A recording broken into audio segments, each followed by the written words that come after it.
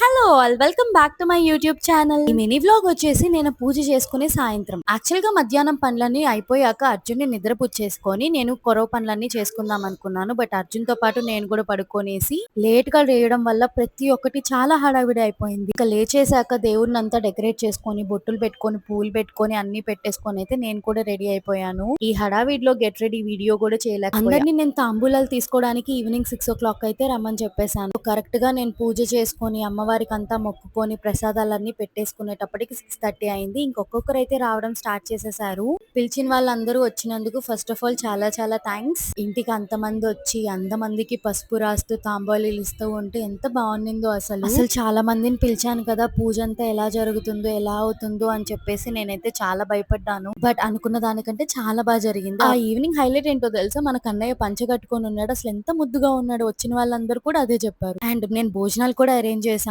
వచ్చిన వాళ్ళందరికీ. సో భోజనాల్లో కరివేపాకు అన్నం, వెజ్ బిర్యానీ, రైస్, తర్వాత వరలక్ష్మి అప్పుడు ఈ గుగ్గులు పెడతారంట అదొకటి, and gobi 65, then curd and gulab jamun and mirchi bajji. ఈ హడావిడిలో అందరికి పసుపు రాసేది అదంతా వీడియో అయితే తీయలేకపోయాను. నా మేకప్ అండ్ అవుట్ఫిట్ డీటెయిల్స్ వచ్చేసి సెపరేట్ వీడియో రాబోతుంది. So stay tune, bye bye.